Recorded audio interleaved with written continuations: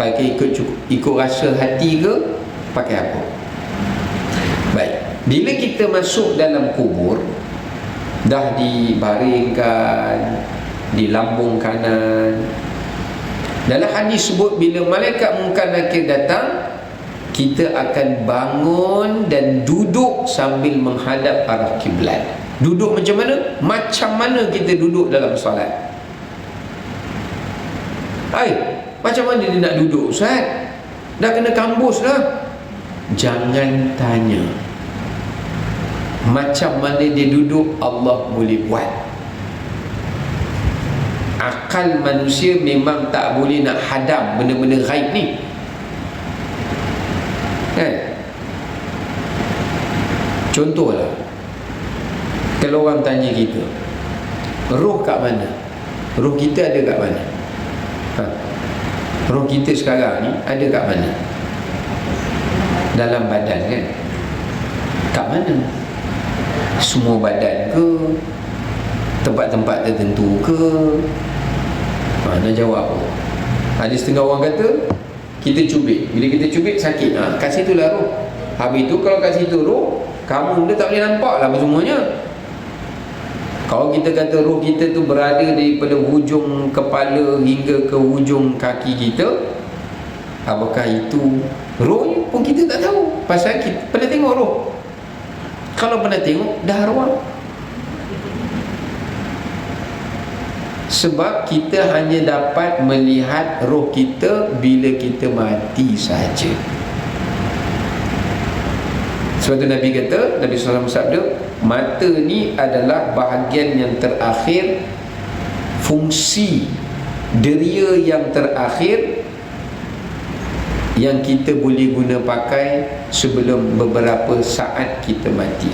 Kerana Allah nak bagi kita nampak rupa roh kita dan bagaimana roh kita disambut oleh para malaikat ataupun bagaimana. Masa tu baru kita tahu, macam ni rupa roh, kecil ke, halus ke, wallahu alam. Sebab benda ni tak pernah diberitahu, diceritakan pada kita. Baik, so dia akan duduk menghadap arah kiblat. Nak jawab soalan malaikat pun kena beradab, bukan boleh main baring-baring alah kacang je, saya jawab sambil tidur je. Tak. Nabi sebut dia akan duduk sambil menghadap ke arah kiblat, lalu dia akan jawab. Okey, jawabnya pakai apa? Sebab sekarang ni semua orang boleh jawab, kan? Soalan ni bukan senang, bukan susah, kan? Budak tadika pun boleh jawab. Boleh hafal siap-siap dah jawapannya. Agama Islam, Allah, Tuhan, hafal lah. Masuk kubur kalau dia jawab lagi pun. Sebab pada ketika itu Allah akan kembalikan roh kita dan akal kita. Akal ni pun akan dikembalikan. Tapi apakah kita menggunakan kemampuan akal untuk jawab? Tidak. Tetapi kita menggunakan akal tu adalah ilmu. Kembalikan akal tu adalah ilmu yang dia belajar sewaktu di dunia dahulu. So kita jawab berdasarkan 3. Pertama, iman kita. First kena ada iman. Kalau tak ada iman, ilmu tu pun salah, jawab pun salah. Betul, orang munafik tak boleh jawab sebab iman dia bermasalah. Orang kafir tak boleh jawab sebab daripada awal lagi keyakinan dia bermasalah, walaupun dia ada ilmu. Kata kalau orang kafir baca kitab ni, dia pun boleh hafal. Saya ingat lah, saya sudah hafal lah, ini punya jawapan.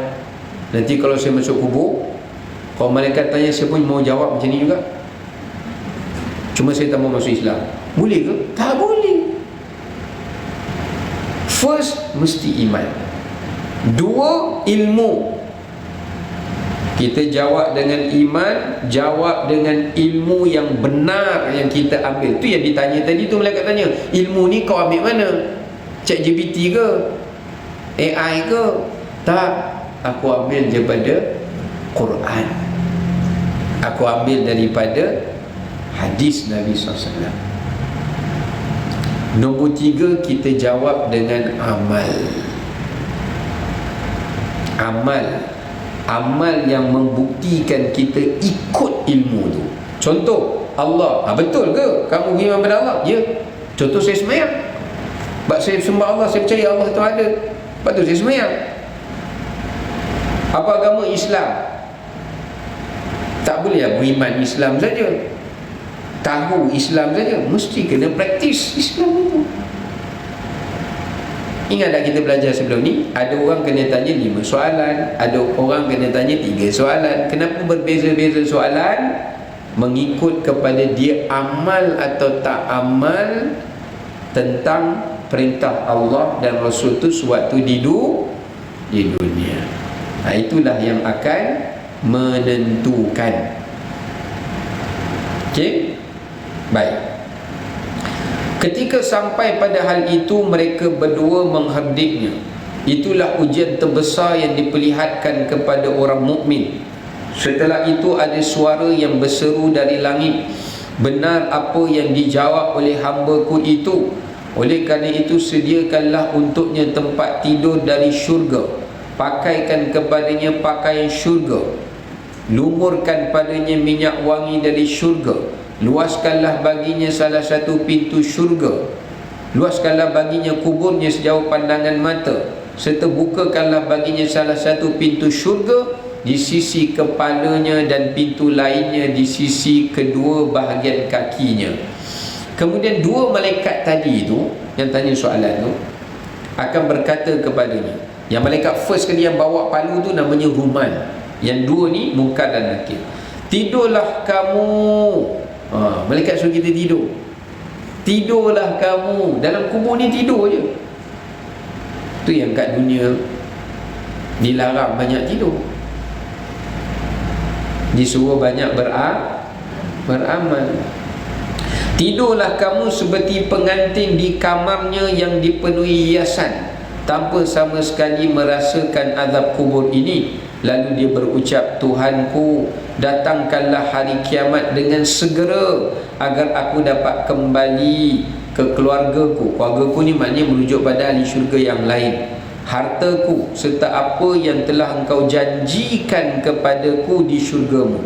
Ia kemudian dibangkitkan dari kuburnya nanti pada hari kiamat dalam keadaan wajah yang bercahaya dan putih berseri.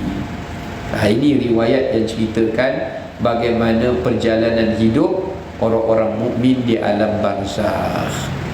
Baik. Jadi bila boleh jawab semua soalan ni, itulah kehidupan, bermulanya kebahagiaan alam barzakh. Jadi kita kena ingat ibu sekalian, hidup kita kat dunia ni, ujian dia ada banyak.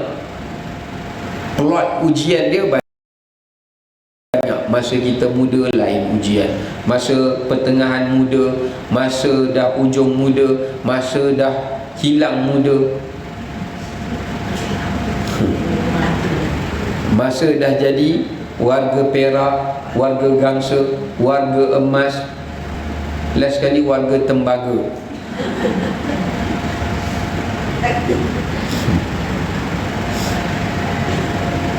Dah sampai peringkat ni, semua fasa ujian dia berbeza-beza kan. Banyaklah ujian kita lalui. Tapi ingat, ujian di alam barzakh sekali tu je Allah uji. Kalau lulus ujian itu, tidak ada sebarang ujian bagi orang mukmin di alam barzakh melainkan kebahagiaan saja. Berapa lama kebahagiaan tu? Sampai kiamat. Sampai ditiup sangkakala dia berbahagia dalam alam barzakh dia.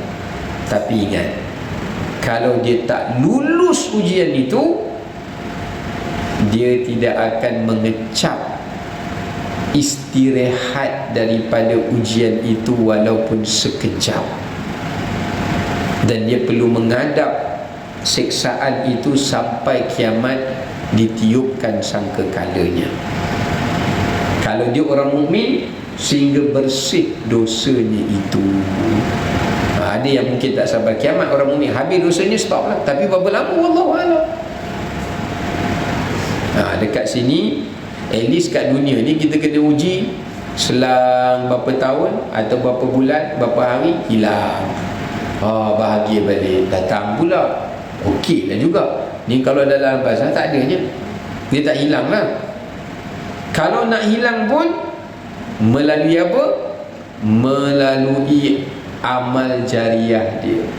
Datang dikirimkan, datang dikirimkan, doa anak-anak yang soleh dikirimkan, dapatlah dia diringankan atau direhatkan. Salah satu, sama ada diringankan ataupun direhatkan dia terus daripada azab. Tu penting amal jariah. Kalau rasa nak berehat, banyakkan amal jariah, pelbagaikan amal jariah. Jangan pernah rasa amal kita semasa hidup kat dunia ni cukup. Takkan cukup.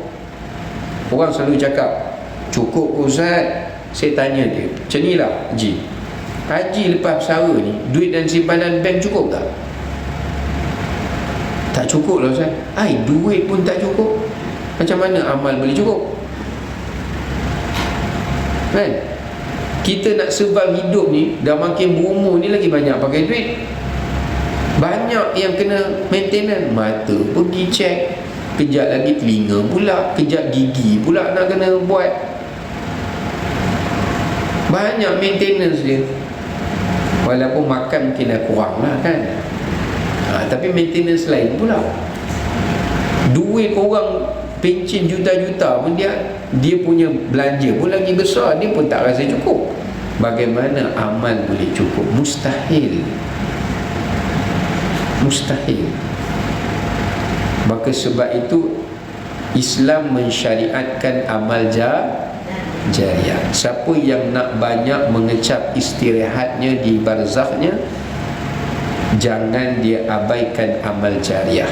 Jangan pernah dia merasa amalnya di sepanjang usia hidupnya ni cukup. Yang kedua, perbanyakkan teman yang baik dan juga zuriat yang soleh. Itu juga yang dapat memberikan ruang kita mengecap istirahat di alam barzakh. Sebab kawan-kawan yang soleh ni, dia tak lupa kita walaupun kita dah mati. Dia ingat, dia sambung balik kebaikan. Setiap kali dia buat amal kebaikan, teringatlah arwah. Dulu arwah sekali dengan kita buat baik ni. Adalah ruang kita nak mengecap istirahat ataupun keringanan ketika berada di alam barzakh. Masa tu kita nak betulkan diri kita, dah tak boleh nak betulkan, dah terlewat. It's too late. Dia faham tu? Oh, it's late ni. Oh, macam tu pula. Okey, baik.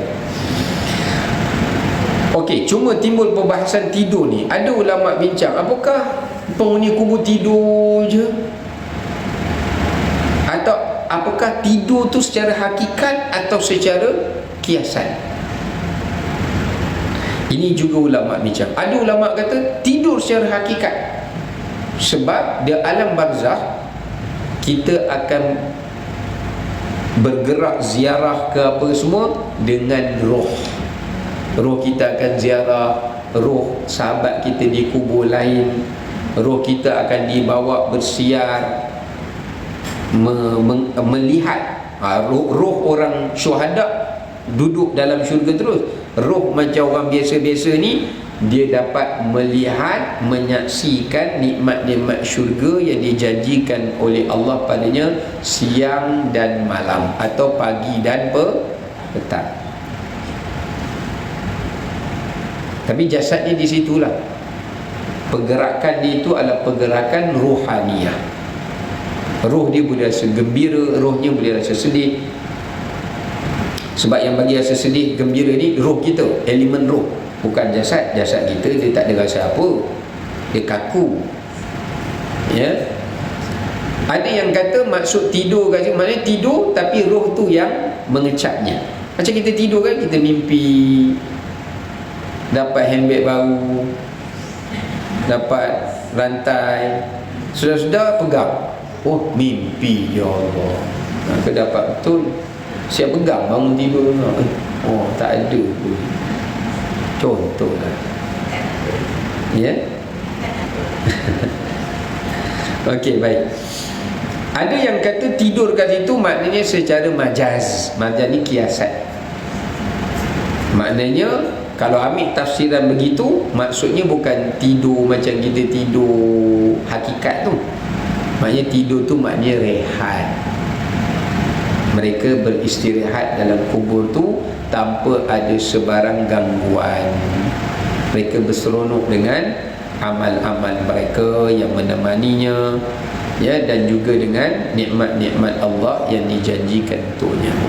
Baik, itulah di antara pengajaran yang boleh kita ambil untuk pagi yang mulia ini. Moga-moga kita jangan lalai pada 3 perkara saya sebut tadi: amal jariah kita, zuriat yang baik, dan kawan yang saleh. Ya, ini 3 perkara ni, insya-Allah. Wallahu taala alam. Assalamualaikum warahmatullahi wabarakatuh. Subhanakallah.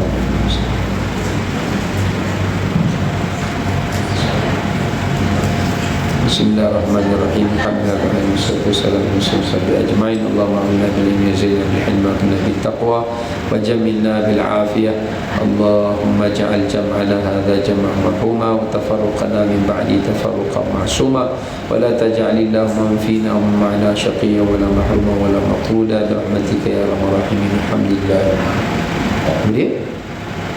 Soalan? Siapa nak tanya? Tak dengar lah. Orang-orang berhutang. Okey.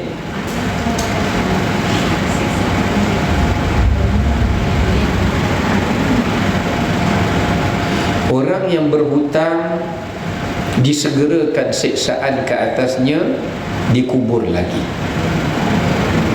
Sebab tu Nabi SAW pernah mengingatkan kepada para sahabat yang menjadi penjamin kepada saudaranya yang meninggal kerana berhutang.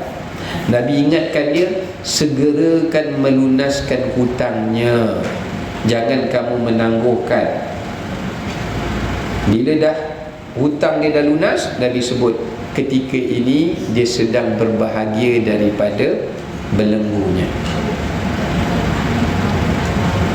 Ahli keluarga apa? Tak tahu. Oh, okey. Tak tahu dia berhutang. Kalau tak tahu hutang, dia kena tanggung. Si mati itu tetap akan kena tanggung. Sebab Islam ajar kita, kan dalam surah Baqarah ada ayat paling panjang saja. Ayat cerita tentang hutang. Jadi agama suruh kita tulis hutang. Kenapa tujuan tulis? Supaya kalau mati waris tahu. Catat, bagi tahu. Jangan malu. Kita berhutang cakap je lah dengan waris. Nak malu buat apa? Kan? Sebab setengah orang kan dia tak nak cakap dia ego. Kalau beritahu kan isteri tahu, nampak sangat ini tak kaya. Buat apa nak pura-pura kaya kalau memang tak kaya? Jujurlah dengan diri sendiri kan. Bagi tahu. Sama ada hutang dengan Allah pun tulis. Ni hutang puasa tak bayar-bayar, hutang ini, hutang itu. Hutang dengan Allah pun tulis, hutang dengan manusia pun tulis. Jadi at least waris tahu. Kalau ada apa-apa, dia boleh lunaskan. Melainkan kalau waris pun miskin, dia pun miskin, tak boleh lunaskan juga, Allah akan ampunkan. Dia masalahnya bila tak tulis. Okey. Baik, wallahu a'lam bissawab. Assalamualaikum warahmatullahi wabarakatuh. Orang yang mati hari Jumaat akan selamat daripada pertanyaan dan azab kubur ke tidak? Adapun yang Nabi sebut diselamatkan itu daripada azab, bukan daripada fitnah. Kan dulu kita belajar ada beza antara fitnah kubur dengan azab kubur. Fitnah kubur tu soalan mungkar nakir. Gelap kubur tu fitnah. Sunyi kubur tu fitnah. Adapun azab kubur tu himpitan, pukulan, ya.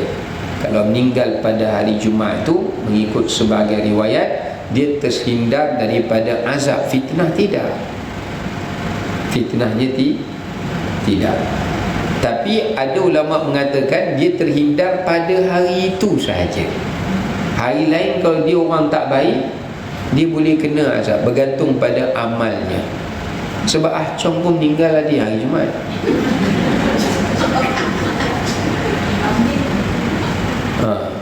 Jadi dia bukan tengok pada hari, dia juga tengok pada amal. Kalau dia orang Islam, hari itulah public holiday, but not tomorrow. Dia kena balik kepada amalnya juga, ya. Dan kita tak tahu bagaimana hari, sebab hari ni bukan boleh pilih nak mati, bukan boleh pilih, kan? Kalau hutang masa remaja, lupa berapa banyak, Allah. Masa remaja dulu kan, tak puasa, tak ganti, lupa dah. Maka para ulama kata dia tetap kena ganti, macam kias kepada salat, sekadar yang dia sampai dia rasa yakin. Allah bagi dia rasa yakin tu, maknanya dia rasa macam tenang. Dia dah tak ingat dah tentang puasa dia yang dia tertinggal dulu. Kalau dia dah tak larat nak puasa yang lama-lama sebab dia dah uzur dan sebagainya, bayar fidyah je lah, ya. Tapi tetap kena ganti. Tak ingat sambil Isnin Khamis tu kan, niatlah puasa ganti. Setiap Isnin Khamis niat ganti, sampailah kita rasa ya Allah tenangnya hati. Benda tu pun Allah dah bagi kita, dah tak ingat benda tu, dah tiba-tiba dia jadi lupa lah. Bukan saja-saja lupa, buat lupa, ya. Itu maknanya Allah dah berikan keyakinan. Dia macam kias kepada solat. Kalau kita tak ingat, ganti saja solat tu, sampailah Allah bagi kita ketenangan bila kita buat solat.